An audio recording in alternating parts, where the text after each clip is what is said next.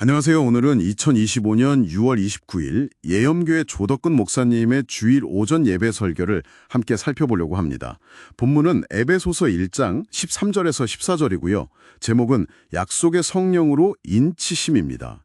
이 설교가 여러분이 어떻게 그리스도 안에서 복음을 듣고 믿게 되었는지, 또 그 믿음의 결과로 주어지는 성령의 인치심, 이게 대체 뭘 의미하는지, 특히 구원의 확신과 관련해서 좀 깊이 있는 이야기를 전해주거든요.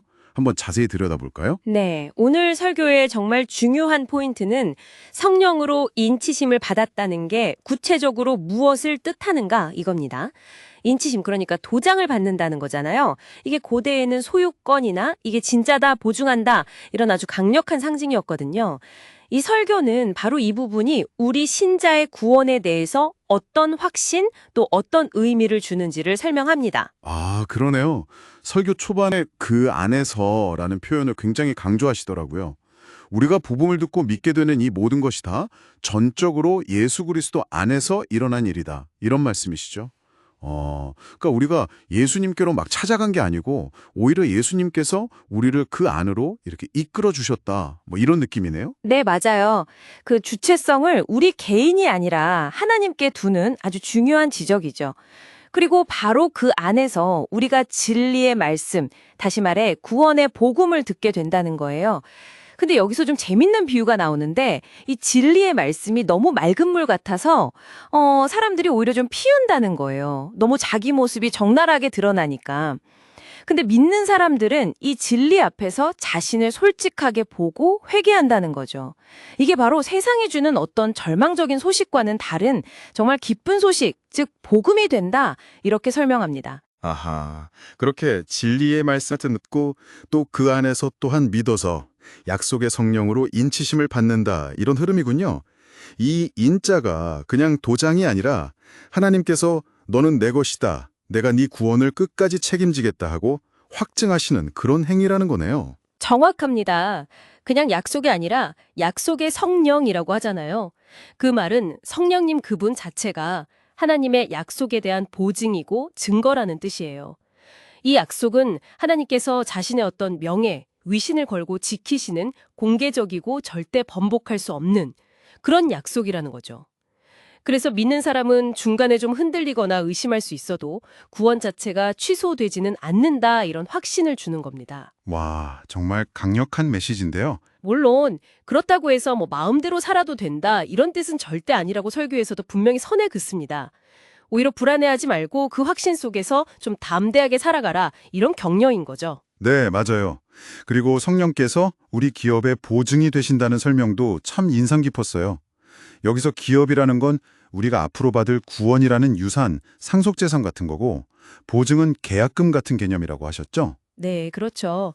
우리가 집 살 때 계약금 걸잖아요. 그건 잔금을 치르겠다는 약속이거든요. 마찬가지로 하나님께서 장차 주실 그 완전한 구원을 확실히 보증하기 위해서 성령님을 미리 보증금처럼 우리에게 주셨다는 의미입니다. 아, 계약금 비유가 확 와닿네요. 그럼 우리가 그만큼 하나님께 소중한 존재라는 뜻도 되겠군요. 바로 그겁니다. 우리가 그냥 얻어진 존재가 아니라 하나님께서 예수님의 피값이라는 엄청난 대가를 치르고 얻으신 그 얻으신 것이기 때문이라는 거예요. 하나님께는 너무나 소중한 소유이기 때문에 절대 소홀히 하시거나 포기하지 않으신다는 거죠. 죄의 종이었던 우리를 값을 치르고 해방시켜서 자유인이 되게 하신 것, 이 속량의 개념하고도 딱 연결이 되고요. 결국 이 설교의 핵심은 이거네요. 예수를 믿는 여러분 안에는 하나님의 확실하고 절대 취소될 수 없는 약속, 바로 성령님이 함께 계시다는 것. 네, 고린도전서 말씀처럼 사실 성령이 아니고서는 누구도 예수를 주님이라고 고백할 수가 없거든요. 그러니까 여러분이 예수님은 나의 주님이십니다 라고 믿고 고백하는 그 자체가 이미 성령께서 여러분 안에 계시다는 강력한 증거가 되는 셈이죠. 아, 그렇군요. 믿음 자체가 증거다. 네, 그래서 설교의 마지막 권면은 아주 실자적으로 다가옵니다. 이 구원의 확신을 가지고 여러분 자신의 삶을 담대하고 용기 있게 살아가라는 거예요. 때로는 실수하고 죄를 짓기도 하겠지만 그 모든 것까지도 사용하셔서 선을 이루시는 하나님을 믿고 로마서 8장 28절 말씀처럼요. 구원을 혹시 잃을까봐 막 불안해하고 염려하기보다는 이미 받은 구원의 확신 속에서 하나님의 영광을 찬송하는 그런 삶을 즐겁게 살아가라는 메시지입니다. 네. 이미 받은 구원의 확신 속에서 책임감 있으면서도 기쁘게 살아가라는 격려. 정말 힘이 되는 말씀입니다. 그럼 여기서 이런 질문을 한번 던져보고 싶어요. 이 하나님의 인치심과 보증이 정말로 취소될 수 없는 것이라면 그 사실이 우리의 매일매일의 선택이나 행동에 구체적으로 어떤 더 깊은 변화를 가져와야 할까요? 여러분도 한번 생각해 보시면 좋겠습니다.